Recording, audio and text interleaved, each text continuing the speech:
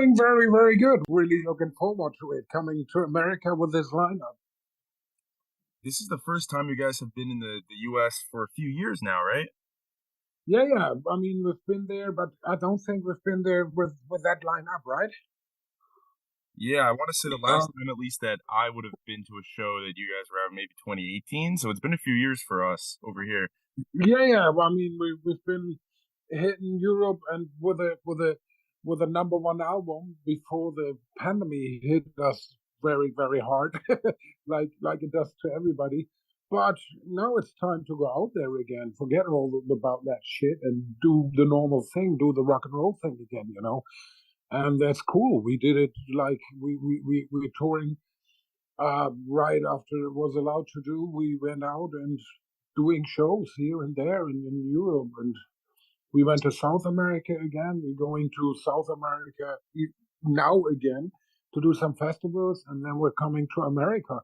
It's cool. We really do like it, going out there and doing what we can do best, playing live, and what we really really do like.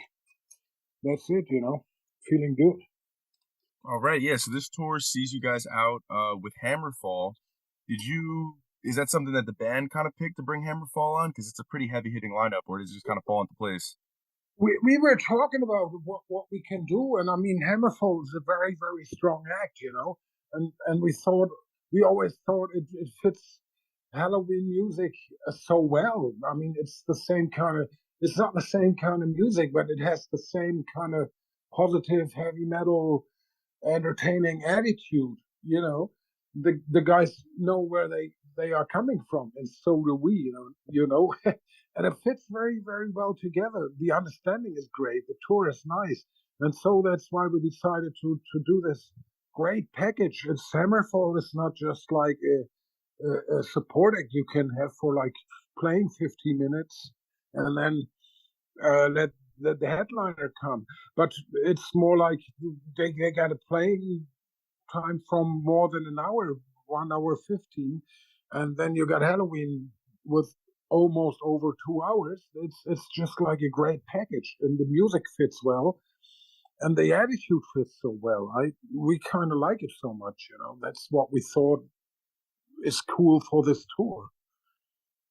That's great. So now, when you hit the stage, you guys have anything special in mind, or that you're going to be rehearsing to bring onto the stage? Whether it's in the form of like a set design and things like that. What can fans expect to see?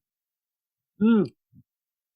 I mean, it's going to be Halloween on stage. It's always, you never know what happens. It's just like very spontaneous. There's nothing like really really planned on it. I mean, of course, the songs were rehearsed and all that, but we don't have moves that we kind of rehearse. But it's all very very. You can expect a very very spontaneous show, entertainment, and that's what we are standing for. So how To about give this? you a great night, to forget what happened in the past with the fucking pandemic, and just go out again and do some rock and roll music again, and enjoying it, enjoying life again after this horrible time we all went through.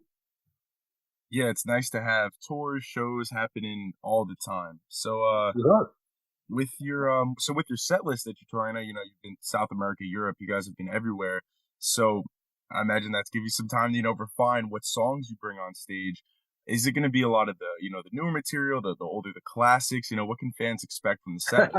we always have to do a lot of classics because the people are expecting Dr. Steen, Up and Out, and some of the Keeper stuff. You cannot leave that untouched in a way. But we're trying to get some new stuff in. We're trying to make it as interesting uh, as it can be. But it's not always easy. There's so many songs to choose from.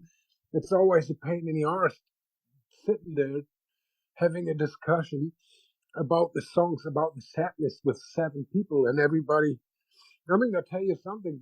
Getting two more people in the band now was, of course, cool.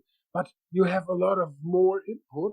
You have a lot of more discussion about what what everybody thinks would be cool for the set list and this and that. It wouldn't make it really easier, the whole process. But it's a creative process, and we have great ideas. And we do the set we think is cool for the people and cool for the band to play.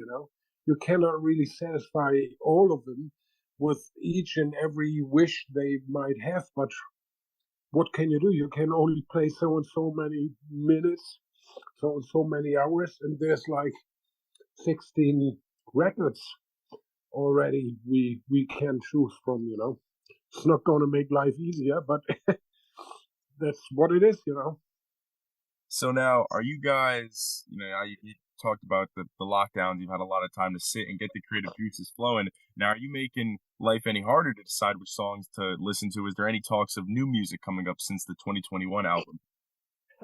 Yeah, there is actually. We had like slightly discussing about touring this full whole this year. Now we do some South America, then we do some North America after this. We are planning to do a lot of European festival after North America. There's little Canada included, uh, and then we do a lot of them European festivals. We do Japan, and what else we can do in Asia. And then it's going to be October, the end of the year, trying to, yeah, well, thinking of sitting down, sitting together and talking about new songs, talking about a new album maybe for the next year, in the end of the next year. But this is all a little standing in the stars. But this is a really, really rough plan, you know. There's always something. If we sit down on a table, this worked for 2 years for all of us. Yeah, so as you just mentioned, I mean, you guys are one of the few bands that really hits like all the continents, when you tour, like these massive world tours. So if you can pick maybe like one or two, what are your favorite places to return to and play time and time again? It could be like a city, a country, what gets the best reception for Halloween? I don't know. There's so many places. For example, if we talk in North America, was I have great memories coming to North America in the very first beginning the tour with Anthrax, and was that Anthrax and Armored Saint. Yeah, you hang out in all these LA bars in the mid '80s, end of '80s, when there was like uh, the girls showing up, the girls lining up with the gear on and all that stuff. In the rainbow clubs and in all those clubs. I never saw that in Germany, so it kind of impressed me a lot. That was really, really funny. And touring through America, being 22, 23, 24 years old, was great. You never forget this in your entire lifetime. Being in rock and roll when there was like the thing going on I called like the hairspray hell, right? I wouldn't really forget that. I kind of like that a lot. But this, and there's, and on the other hand, you have like South America totally going insane, you know, for, for rock and roll and all that stuff. And being in Japan for the very first time in the '80s, and in the middle of the '80s, before we even went to America, it was like girls are crying. You felt like members of the Beatles or something. This of course changed a lot nowadays, but in the early days it was just like, I was impressed and never saw that.